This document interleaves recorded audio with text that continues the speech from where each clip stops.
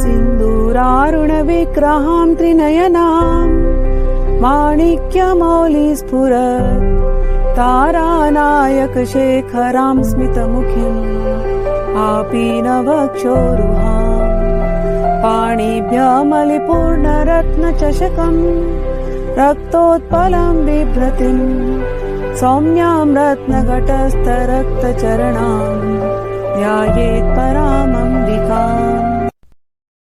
जय मां ललितांबिका, जय गुरुदेव।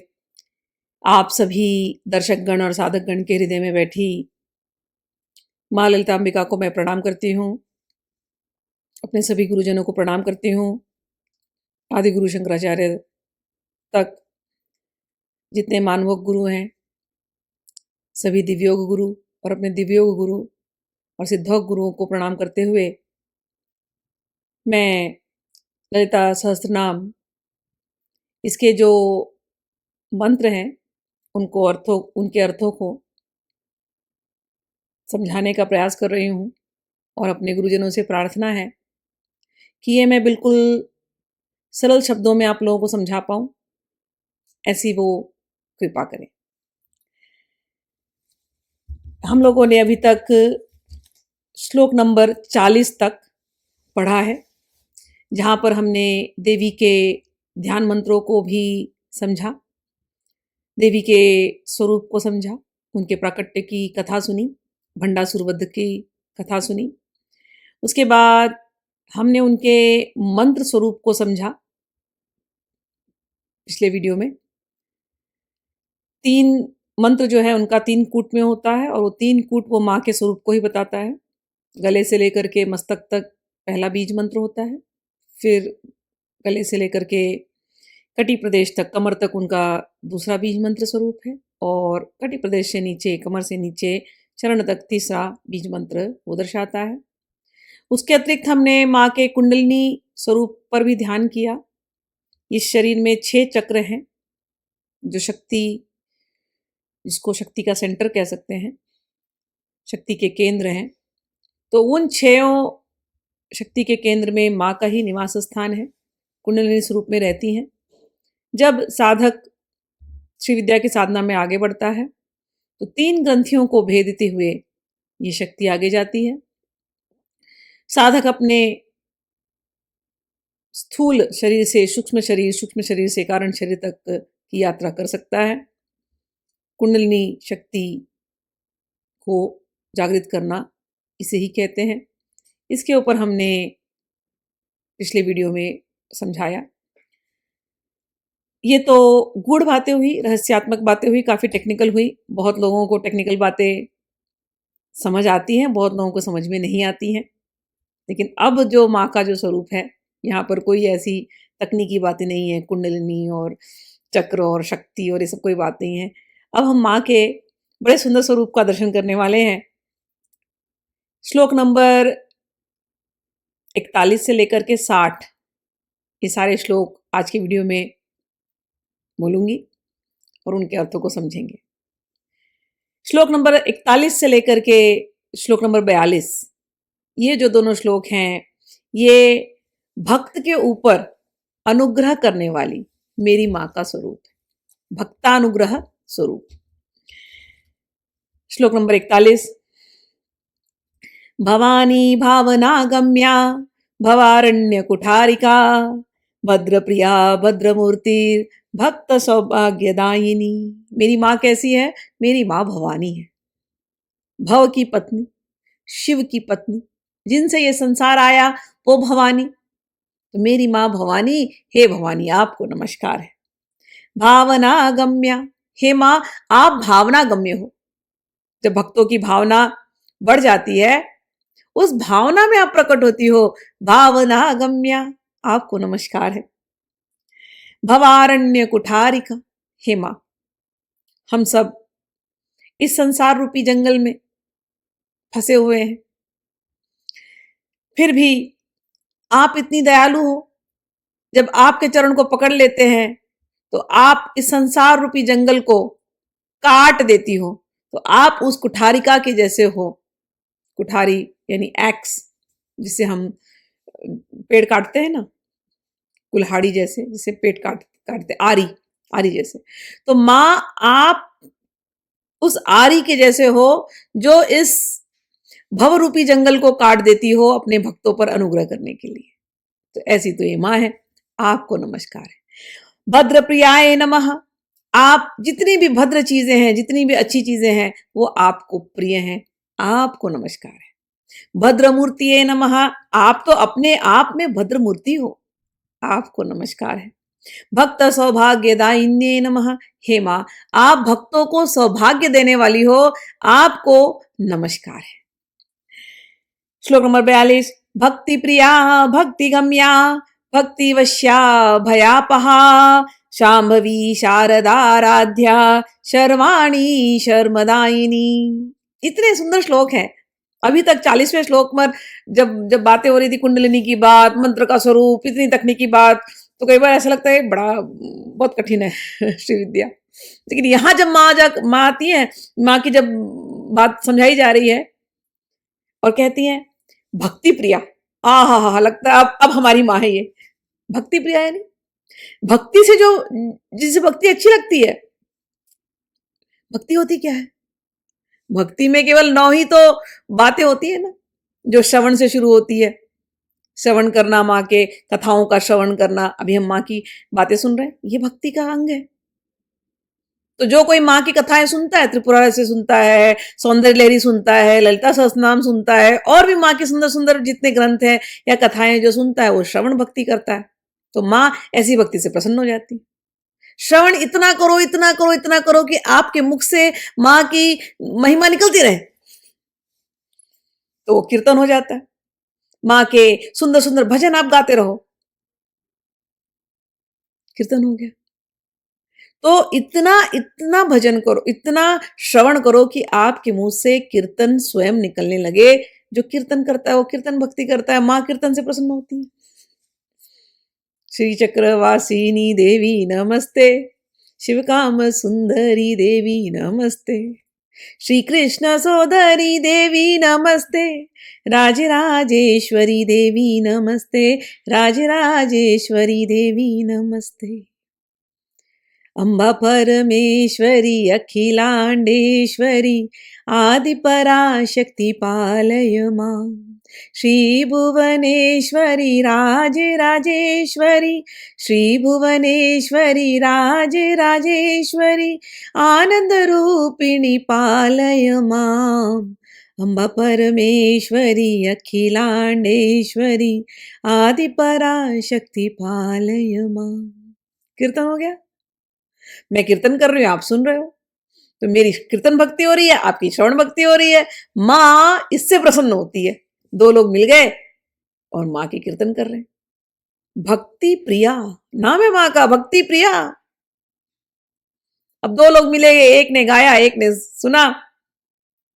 लेकिन अगर कोई 2 लोग नहीं है, हम अकेले बैठे हैं, तो माँ की स्मरण करो। क्या स्मरण करोगे? जब कोई ललिता सहस्त्रनाम पढ़ता है तो ये मंत्र अपने अंदर चलने लगते हैं। श्री मात्रे नमः, आहा मेरी माँ, मेरी सुंदर माँ। श्री महाराज्ञे नमः, आहा मेरी महारानी जय हो। भक्ति प्रियाय नमः, आहा भक्ति से प्रसन्न होने वाली मेरी माँ जय हो। भवानी नमः, अरे मेरे शिव जी के साथ रहने वाली मेरी माँ शिव बाबा आपकी जय हो। ये मन में मन स्मरण करना, मन ही मन माँ के स्वरूप को बारंबार याद करना, ये भक्ति है। उनके बारे में सुनना श्रवण भक्ति, उनका कीर्तन करना कीर्तन भक्ति, उनका स्मरण करना स्मरण भक्ति, उनकी अर्चना करना, फूलों से अर्चना, जो कुछ भी है आपके साथ, आपके पास हर एक चीज माँ को देना। ललिता सहस्त्रनाम अर्चना करते हैं ना, एक एक नाम लेकर के पुष्प चढ़ाते हैं, कभी ड्राई फ्रूट चढ़ाते हैं, जो आपकी इच्छा, कुमकुम चढ़ाते हैं, उनकी अर्चना करना, यह अर्चना भक्ति है। उनको बार बार स्मरण करके नमस्कार करना, हे माँ आप मेरे हृदय के अंदर हैं, आपको नमस्कार है। हे माँ मेरे शरीर के अंदर शक्ति के रूप में आप ही तो हैं, मेरी प्राण शक्ति, मेरी आत्मा शक्ति, मेरी चेतना की शक्ति, मेरे देह की शक्ति, मेरी वाणी की शक्ति, मेरी ज्ञान की शक्ति, मेरी क्रिया की शक्ति, हे माँ आप ही तो हैं, आपको नमस्कार है, आपको नमस्कार है। ये बार बार वंदन करना, ये अर्चना, ये वंदना,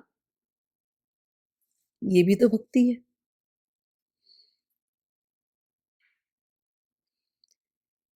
माँ की, आपके घर में मंदिर है तो माँ की सेवा करना, उनकी पूजा करना।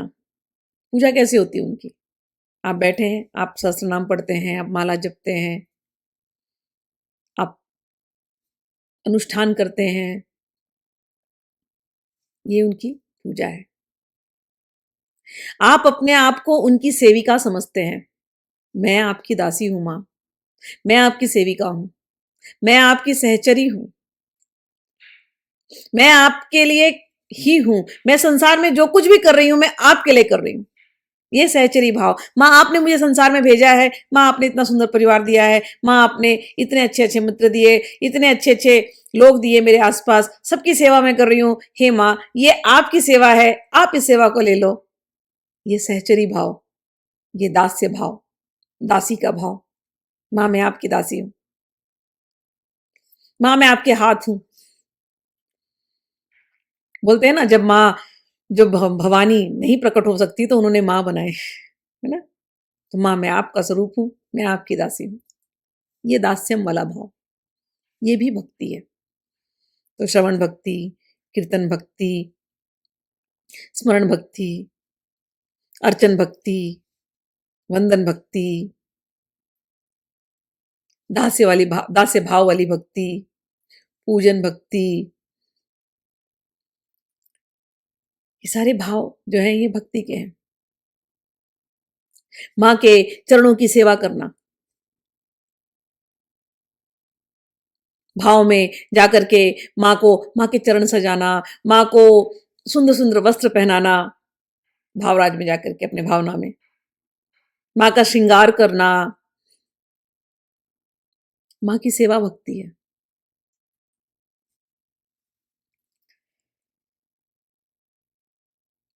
और ये सारा करते हुए अपनी आत्मा को, आत्मा क्या होता है? अपना शरीर, ये भी अपनी आत्मा है, अपना मन, अब ये भी अपनी आत्मा है, और अपनी आत्मा, हम तो अपनी आत्मा ही, ये तीनों से अपने आप को माँ के चरणों में सरेंडर कर देना, समर्पित कर देना, ये है समर्पण भक्ति, आत्मनिवेदनम।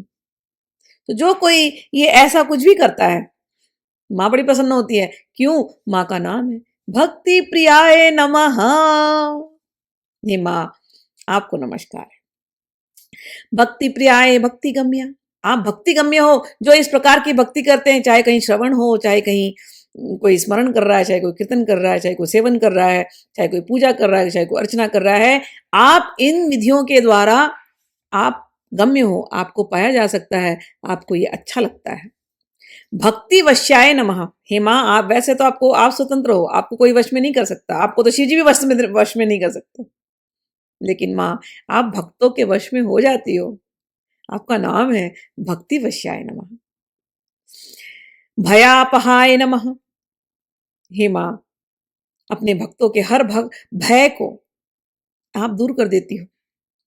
अन्य देवी देवता तो हाथ दिखाते हैं अभय के लिए, लेकिन मेरी माँ आप तो इतनी अच्छी हो, केवल आपके चरणों पर ध्यान आ जाए, बस आपके चरणों से भय काप करके, भय जो होता है ना, भय ही कांपता है आपके चरणों को देख करके, वो आपके भक्तों को क्या सताएगा।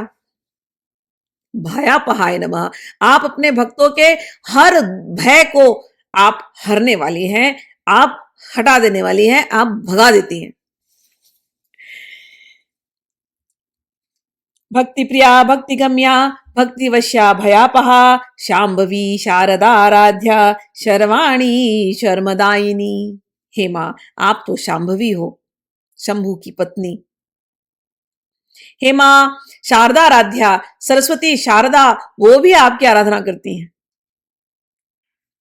शर्वाणी आप तो शिव की, शर्व यानी शिव जी, आप उनकी पत्नी हो, आपको नमस्कार है। शर्मदायिनी, हे माँ आप शर्म यानी खुशियां, हे माँ, जो आपकी आराधना करता है उसकी झोली को आप, झोली क्या, छप्पर फाड़ के खुशियां भर देती हो। खुशी देने वाली, प्रसन्नता देने वाली, आनंद देने वाली आप शर्मदायिनी हो, आपको नमस्कार। ये माँ है शर्मदायिनी, आनंद देने वाली, आपको नमस्कार है। शिव पत्नी है आप, आपको नमस्कार है। देखो इन मंत्रों में हमने बाबा को भी याद कर लिया, शिव बाबा को भी एक साथ ही। तो शिव जी और शिव जी के 3 नामों को याद किया, शंभु, शर्व और शिव। इनकी जो पत्नी है आप हो। आप दोनों जहां आप रहती हो वहां शिव जी रहते हैं, और जहां शिव रहेंगे वहां कल्याण ही कल्याण है, मंगल ही मंगल है।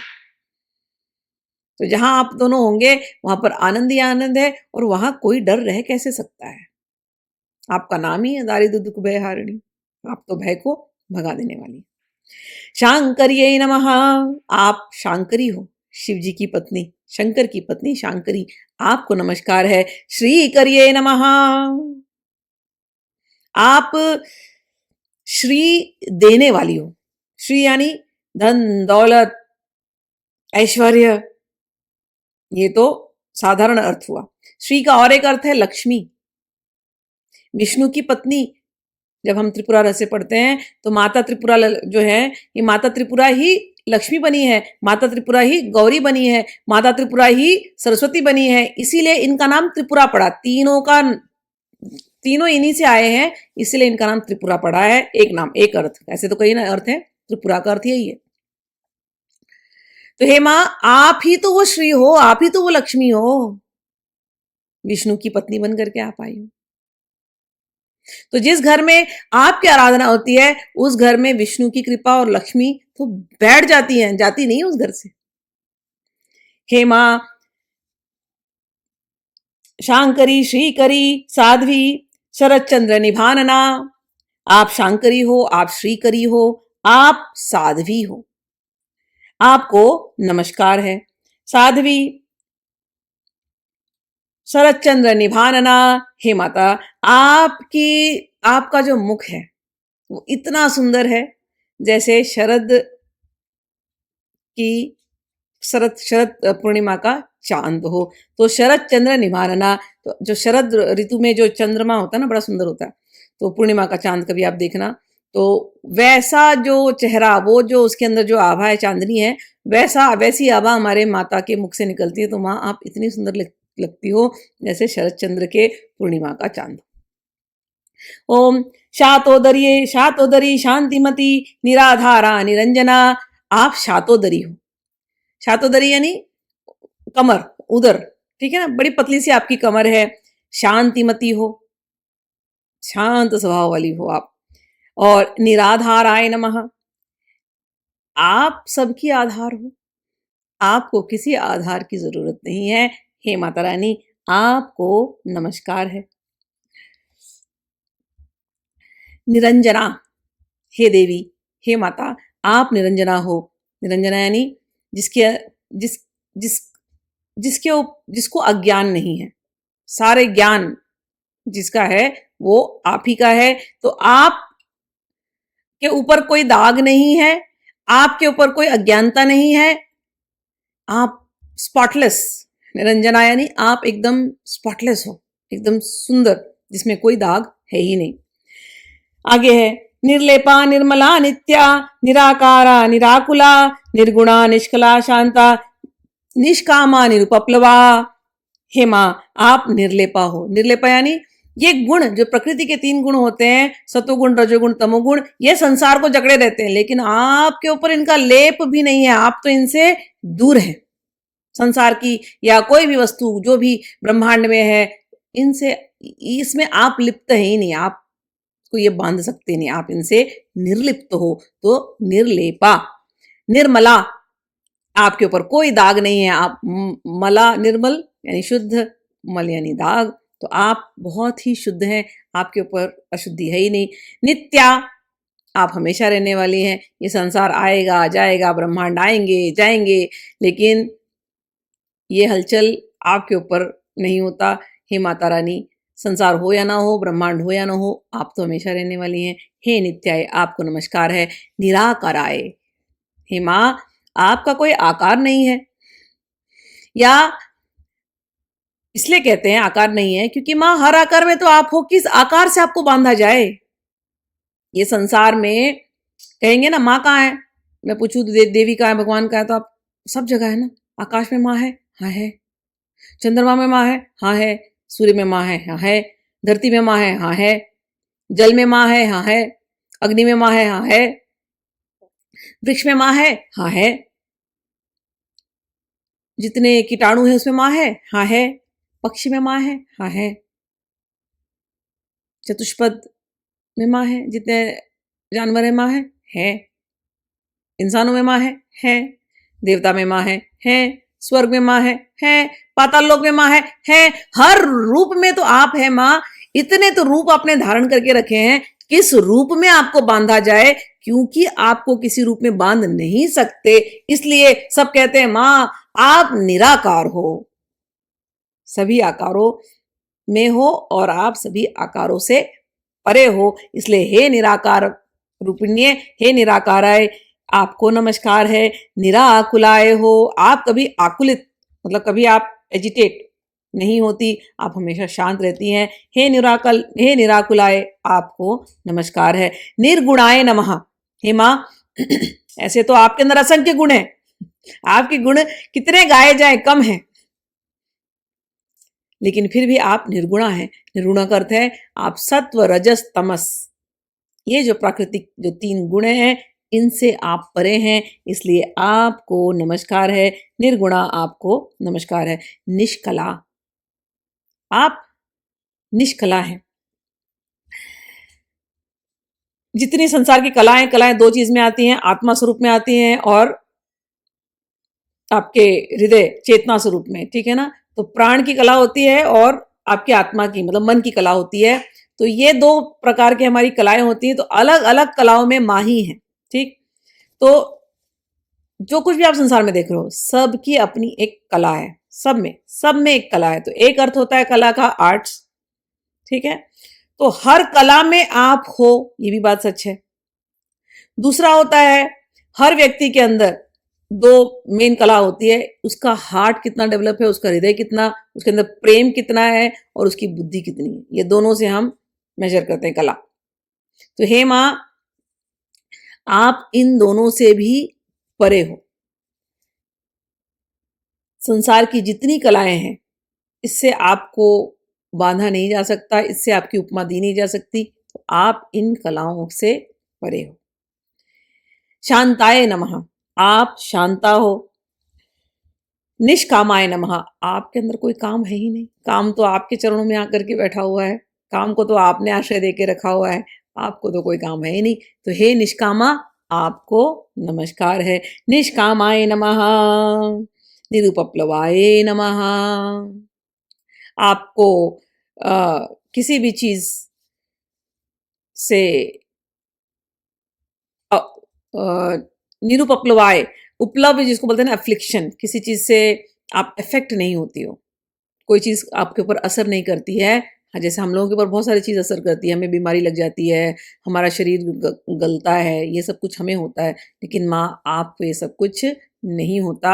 आप इन सब से परे हो, आप जैसी हो षोडशी त्रिपुर सुंदरी, आप हमेशा ऐसे ही सुंदर रहती हो, ऐसे ही षोडशी रूप में रहती हो, ऐसे ही ललित रहती हो, आपको कोई चीज कहीं भी कुछ इफेक्ट नहीं कर सकती। हे माँ, हे निरुपप्लवा, आपको नमस्कार है।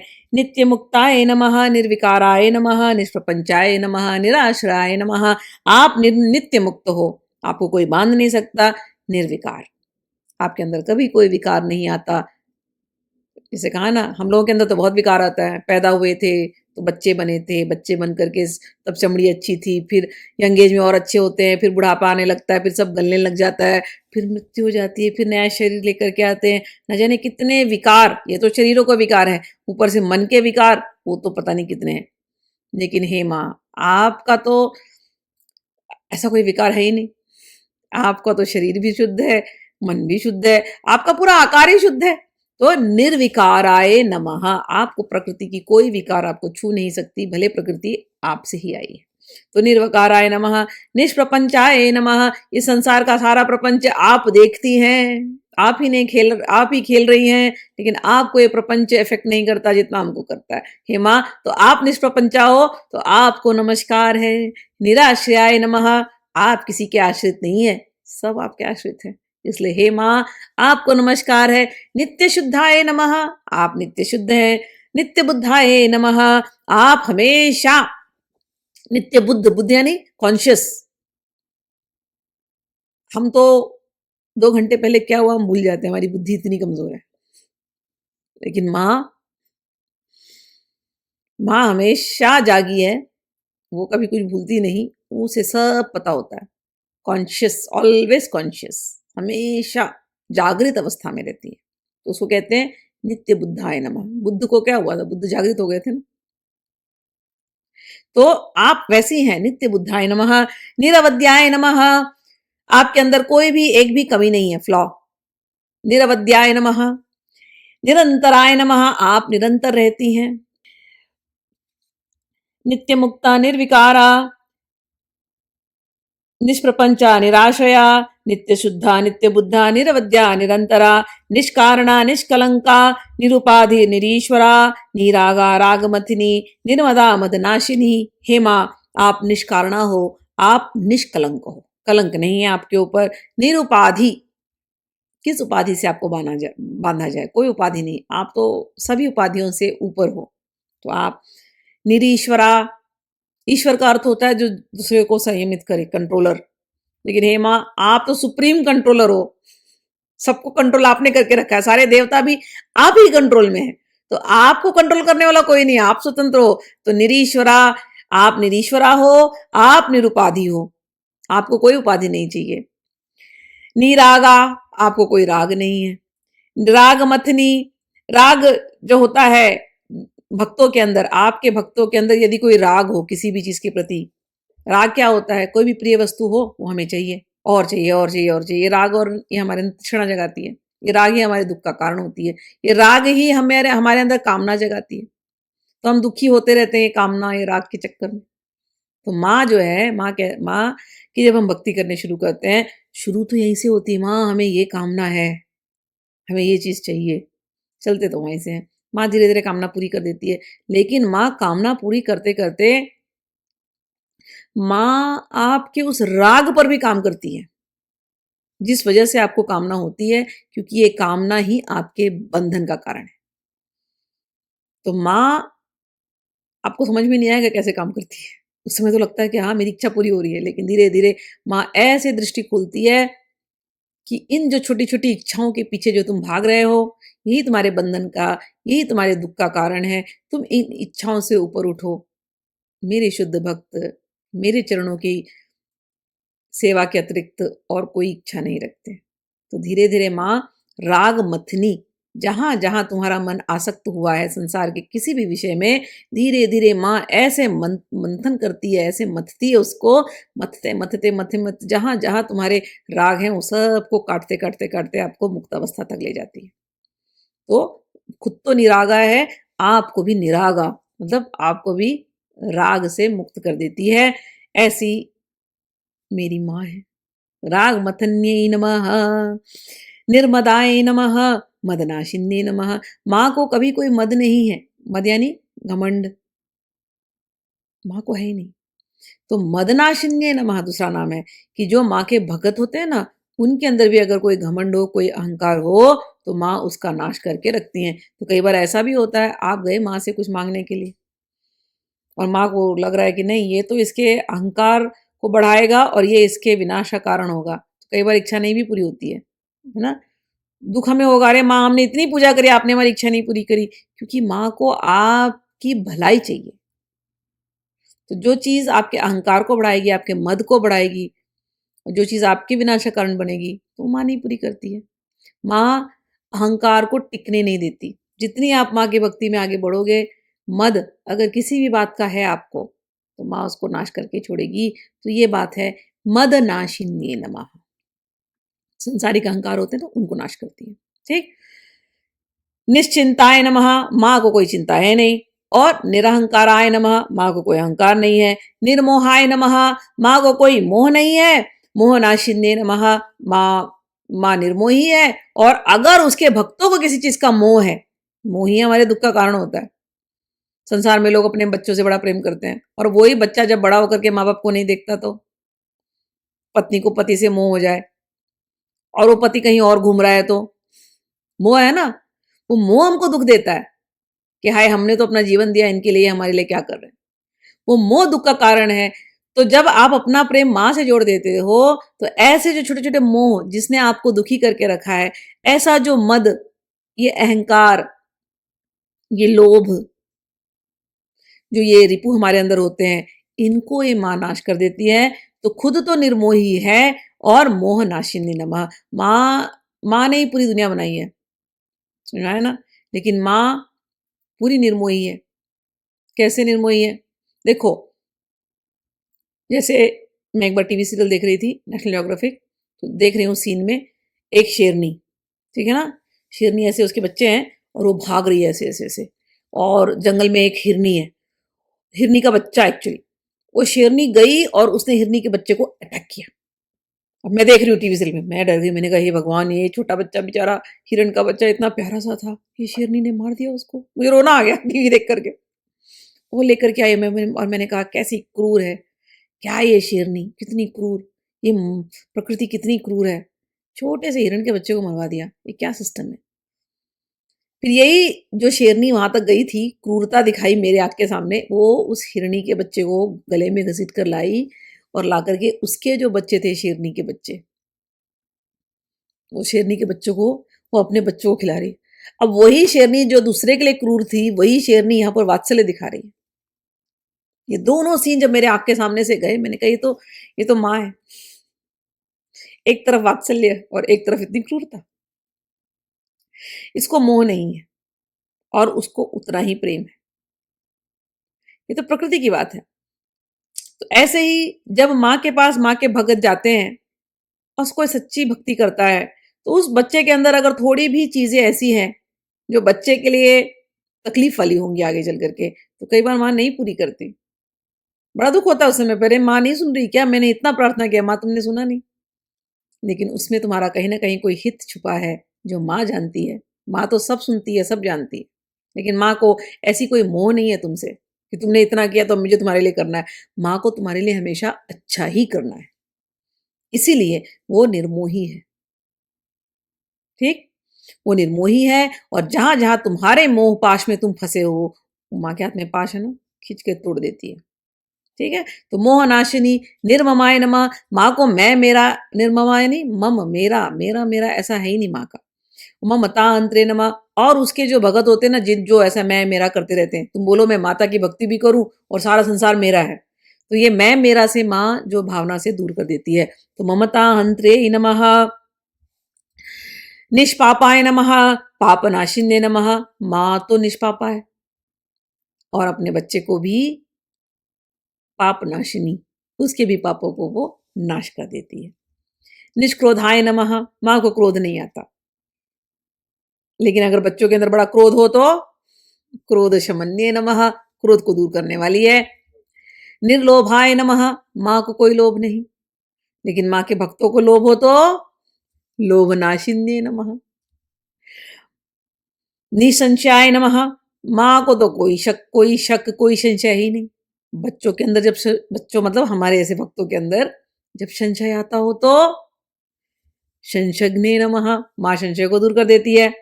निर्भवाय नमः, माँ तो इस भवचक्र के ऊपर है, भवचक्र यानी बार बार पैदा होना, बार बार मरना, माँ तो इससे ऊपर है। निर्भवाय नमः। और हम लोग जो अज्ञानतावश बार बार इस चक्र में फंस रहे हैं, भवचक्र में, जन्म लेते हैं फिर मरते हैं, फिर जन्म लेते हैं फिर मरते हैं, पुनरपि जन्मम पुनरपि मरणम। तो हम तो फंसे हुए थे अज्ञानता के वश से, लेकिन जब माँ की भक्ति में चले गए तो भवनाशिन्ये नमः, खुद तो ये भव से ऊपर है, और माँ के जो इनके भक्त बन जाते हैं उनके भी भव चक्र को ये नाश कर देती है। भवनाशिन्ये नमः। ठीक है, तो हमने 48 तक पढ़ा। अब आगे है निर्विकल्पा निराबाधा निर्भेदा भेद नाशिनी निर्नाशा मृत्युमथनी निष्क्रिया निष्परिग्रहा। माँ जो है निर्विकल्प है, यानी कि इनकी चेतना हमेशा वो शुद्ध चेतना होती है। वो नीचे उनकी हमारी चेतना जैसे नहीं है। हमारी चेतना बदलती है, कभी संसार की तरफ, कभी भगवान की तरफ, है ना? लेकिन माँ की चेतना वैसी की वैसी रहती है। संसार में भी अगर माँ है तो वैसी की वैसी है, संसार से परे भी है तो वैसी की वैसी है। तो निर्विकल्पाय नमः, निराबाधाय नमः। निराबाधित, उनको कोई कुछ रोक नहीं सकता, किसी भी चीज में बाधाओं से वो ऊपर है। निर्भेदाय नमः, कोई भेद उनके अंदर कभी है नहीं, दिखते अलग अलग रूप में है लेकिन अपने अंदर में वो निर्भेदाय नमः। और भक्तों के अंदर यदि भेदभाव हो तो भेदनाशिन्ये नमः। भक्तों के अंदर कैसे भेद होती है? भक्तों के अंदर बड़े बड़े अलग अलग प्रकार की भेद होती है। भगवान के अंदर ही भेद करने लग जाते हैं। अपने अंदर तो भेद करते ही हैं इंसानों में, भगवान में ही भेद करने लग जाते हैं। अगर ऐसा कोई भगत भगवान माँ का पूजा कर रहा है और उसके अंदर शिव जी में भेद कर रहा है, राम जी में भेद करता है, कृष्ण में भेद करता है, माँ में भेद करता है, ऐसा कोई भेद भाव वाला अगर कोई होगा, धीरे धीरे धीरे माँ उसके भेद को नाश कर देती हैं। खुद वो भेदों से ऊपर हैं, वो भेदभाव नहीं करती। निर्भेदाय नमः। और अगर भक्तों के अंदर भेदभाव वाली भावना है तो भेदनाशिन्ये नमः। निर्नाशाय नमः, मृत्यु मथन्ये नमः। खुद तो वो मृत्यु से परे हैं और जो उनके भगत होते हैं उनको क्या कर देती हैं? उनको भी मृत्यु से परे कर देती हैं। मृत्यु मथन्ये नमः। निष्क्रियाय नमः, निष्परिग्रहाय नमः। माँ को कुछ करने की जरूरत नहीं है, सब कुछ अपने आप से चलता है। निष्क्रिया। निष्परिग्रहाय नमः, उन्हें कोई चीज लेने की कोई लालसा नहीं है। कोई उन्हें गिफ्ट दे या नहीं दे, कोई उनको कोई चढ़ावा दे या नहीं दे, उन्हें ये सब की कोई लालसा नहीं है। कैसे लालसा होगी? सब कुछ तो उन्हीं का है। ठीक है। निस्तुलाय नमः, जिनका कोई तुलना ही नहीं है, किसी से भी इनकी तुलना नहीं कर सकते। निस्तुलाय नमः, नील चिकुराय नमः, जिनके बाल बड़े सुंदर हैं, थोड़ी नीली सी आभा लिए हुए हैं मेघ जैसे। नील चिकुराय नमः। और निरपायाय नमः, जो कभी जिनकी सत्ता कभी समाप्त नहीं होती। निरप्याय नमः, नृत्याय नमः, जिनको डिस्ट्रॉय, जिनको खत्म नहीं किया जा सकता। नृत्याय नमः। दुर्लभा दुर्गमा दुर्गा दुखंत्री सुखप्रदा, जो दुर्लभ है, जो दुर्गम है, जो दुर्गाएं हैं। तो जिन माँ, मतलब माँ हर जगह है, लेकिन फिर भी सबसे बड़े जो आश्चर्य की बात यह है, हम हमेशा कहते हैं माँ हृदय के अंदर, सबसे नजदीक माँ है, सबसे नजदीक माँ है। और जब हम बोलेंगे माँ कहाँ है, तो हमारे मुख से वो बात नहीं निकलती। हमें लगता है माँ कहीं तो दूर है, मरने के बाद मिलेगी, माँ कहीं तो आसमान में है। सबसे मोहित करने वाली बात यही है कि अरे वो हृदय में बैठी है, वो तुम्हारे रक्त में दौड़ रही है, वो तुम्हारी प्राण शक्ति बनकर के तुमसे सब करवा रही है, तुम्हारे शरीर में बैठी है, जगह जगह में, एक एक सेल्स में। लेकिन उसकी मोहिनी शक्ति ऐसी है कि हमें लगता है वो कहीं और है। इसीलिए कहा दुर्लभाय नमः, दुर्गमाय नमः और दुर्गाय नमः। दुर्गा यानी ये नव दुर्ग है, ये 9 द्वारों का दुर्ग है। हमारा शरीर में 9 द्वार, 2 आंखें, 2 नाक, ये द्वार है। इस शरीर को दुर्ग कहा। दुर्ग यानी फोर्ट। ये जो हमारा शरीर है, ये 9 द्वारों का दुर्ग है। इसके अंदर हमारी आत्मा रहती है, आत्मा स्वरूप में हम रहते हैं। तो इस शरीर को जो चलाती है उसको कहते हैं दुर्गा। तो है शरीर को चला रही है दुर्गा, हमारे साथ ही है, लेकिन हमें पहचान में नहीं आती। इसीलिए दुर्गमाय नमः, दुर्गाय नमः। और क्या नाम है उनका? दुख हंत्री, दुख को दूर करने वाली, और दुख को दूर करके क्या देती हैं? सुख देती हैं। दुख हंत्रे नमः, सुख प्रदाय नमः। अभी हमने 50 कर लिए, आगे कर लेते हैं। सगुण उपासना। तो ये जो थी माँ की निर्गुण उपासना थी, अब माँ के सगुण उपासना को देखते हैं। तो 51 से 60 जो श्लोक है वो माँ के सगुण उपासना। दुष्ट दूरा दुराचार शमनी दोष वर्जिता। माँ दुष्टों से दूर रहती हैं। अगर कोई दुष्ट स्वभाव का है उनके सामने उनसे दूरी रहेंगी। दुराचार शमनी, और जो लोग कोई दुराचार करते हैं तो दुराचार का शमन माँ करने वाली है। दोष वर्जिताय नमः, माँ सभी दोषों से ऊपर है, माँ को कोई दोष नहीं लगता। यदि माँ ने किसी दुराचारी को मार दिया तो माँ को कोई दोष नहीं लगता। सर्वज्ञाय नमः, वो सब कुछ जानती हैं। सांद्र करुणाय नमः, सब कुछ जानते हुए भी वो बहुत ही करुणामयी है। सांद्र मतलब घन घन घनी करुणा है उनके अंदर, इतनी करुणा। समानाधिक वर्जिताय नमः, उनके नजर में कोई ऊपर नीचे नहीं है, सभी लोग उनके नजर में एक जैसे ही हैं। कोई उनका भक्त हो, बड़ा पापी हो पहले, लेकिन अगर माँ के सामने आ गया और माफी मांग ली और कसम खा ली कि अब से नहीं कोई पाप के रास्ते चलूंगा माँ, अब से आपके रास्ते चलूंगा, तो माँ 1 मिनट में उसको अपना लेगी। माँ ये नहीं कहेगी कि अरे तू बड़ा पापी, अब मैं तेरे को नहीं दिखूंगी। नहीं नहीं, माँ समानाधिक वर्जिताय नमः, वो ये नहीं देखती। वो तो भावना गम्याय नमः, वो तो भावना देखती है। भक्ति प्रियाय नमः, भक्ति देखती है। तो ऐसी हमारी माँ समानाधिक वर्जिताय नमः। सर्वशक्ति शक्तिमय्ये नमः, सब प्रकार की शक्ति उनके अंदर है। सर्वमंगलाय नमः, सर्वमंगला है। सद्गति प्रदाय नमः, जो सद्गति देने वाली है। सर्वैश्वर्य नमः, सब प्रकार का ऐश्वर्य देने वाली, ऐसी हमारी माँ है। सर्वेश्वरी, सर्वमयी, सर्व मंत्र स्वरूपिणी, सर्वमयी है, सब में वही है। सभी मंत्रों के अंदर जो शक्ति है वो वही है। सर्वयंत्रात्मिका, सर्वतंत्र रूपा मनोन्मणि, सभी यंत्रों में वही है, सभी मंत्रों में वही है, सभी तंत्र में वही है। उन्हीं की शक्ति है मनोन्मयी, जो मनोमय में रहती हैं। तो हमारे मनोमय में नहीं, जो डिवाइन कॉन्शियसनेस है, स्पिरिचुअल कॉन्शियसनेस, आध्यात्मिक चेतना, उसको हम कहते हैं मनोमय कोश। हमारे शरीर में 5 कोश हैं। ज्यादातर लोग हम लोग प्राणमय कोश में रहते हैं। प्राणमय नहीं यानी अन्नमय और प्राणमय कोश में रहते हैं। तो अन्नमय कोश, प्राणमय कोश, ऐसे कोश चलते हैं।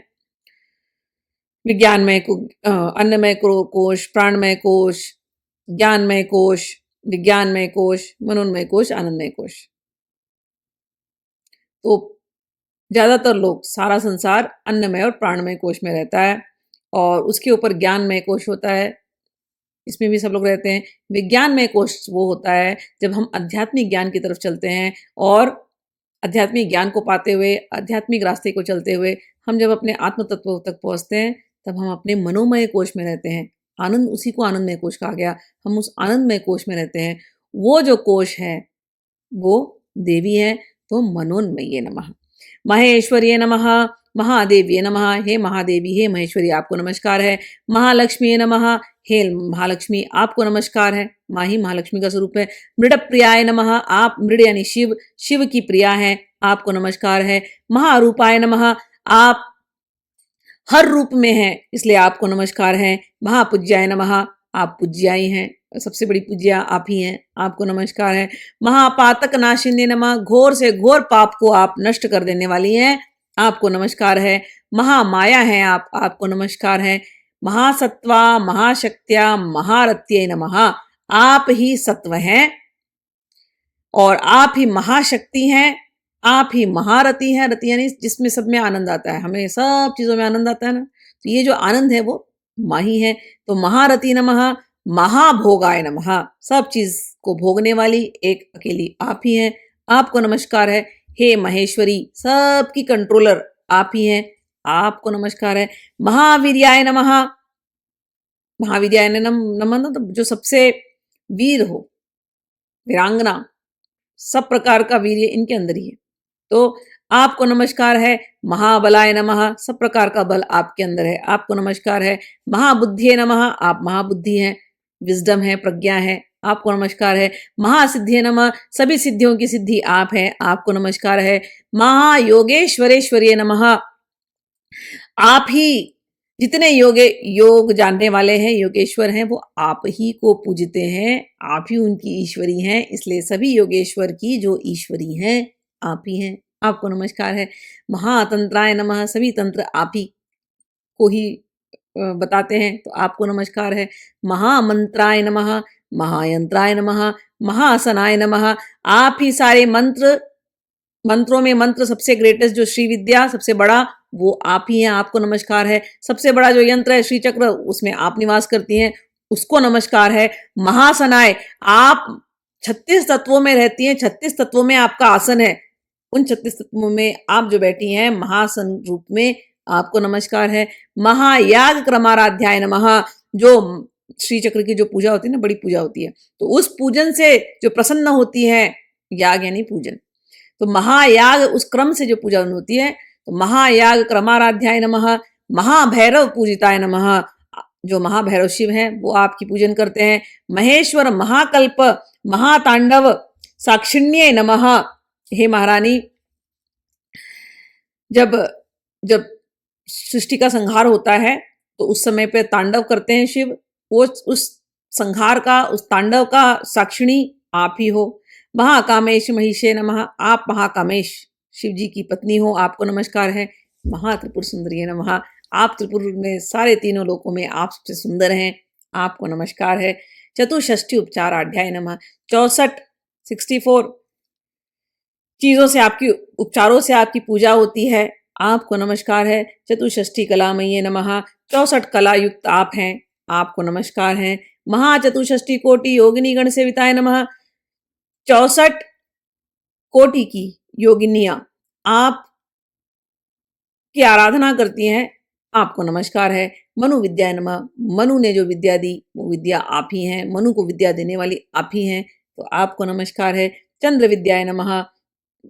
आपकी जो विद्या है चंद्र ने की है, तो चंद्र की जो विद्या है वो आप ही हो, आपको नमस्कार है। चंद्र मंडल मध्य गाय नमः। चंद्रमंडल के बीच में रहने वाली आप ही हो, आपको नमस्कार है। चारु रूपाय नमः। बड़े सुंदर रूप वाली आप ही हो, आपको नमस्कार है। चारु हासाय नमः। बड़े सुंदर सी मुस्कान वाली आप ही हो, आपको नमस्कार है। चारु चंद्र कलाधराय नमः। आपने चंद्र की कला को धारण किया है अपने मस्तक पर, आप बड़ी सुंदर दिखती हैं, आपको नमस्कार है। चराचर जगन्नाथाय नमः। आप ही चर में अचर में सब तरफ आप ही हो, आप ही सबकी रानी हो, जगन्नाथ आप ही हो, तो आपको नमस्कार है। चक्रराज निकेतनाय नमः। ये जो संसार है, ये जो ब्रह्मांड, ये एक चक्र रूप में है, इस चक्र में आप ही रहने वाली हो, आपको नमस्कार है। पार्वती नमः। आप ही पार्वती बन करके प्रकट हुई थी, हिमालय की बेटी, आपको नमस्कार है। पद्म नयनाय नमः। आपके नैन पद्म के समान है, कमल के जैसे सुंदर नैनों वाली, आपको नमस्कार है। पद्मराग समप्रभाय नमः। आप पद्मराग की तरह चमकती हैं, लाल लाल आपके अंदर से आभा निकलती है, तो हे पद्मराग समप्रभाय नमः। हे मां ललितांबिका, आपको नमस्कार है। इस प्रकार से हमने 60 श्लोक अभी समाप्त किए हैं। इसमें हमने माँ के भक्तों के ऊपर अनुग्रह कैसा है उसके ऊपर चर्चा करी, माँ की निर्गुण उपासना के रूप का श्रवण किया, ध्यान किया, और माँ के सगुण उपासना का रूप का श्रवण और ध्यान किया। अब अगले वीडियो में हम लोग माँ के पंच ब्रह्म स्वरूप का दर्शन करेंगे। तो तब तक के लिए आप सब लोगों के से आज्ञा लेती हूँ, और आप सब लोगों की भक्ति और चेतना और विचार सब कुछ ललितामय हो। माँ ललिता और मेरे गुरुजन आप सब पर कृपा करें और हम पर भी कृपा बनाए रखें। जय माँ।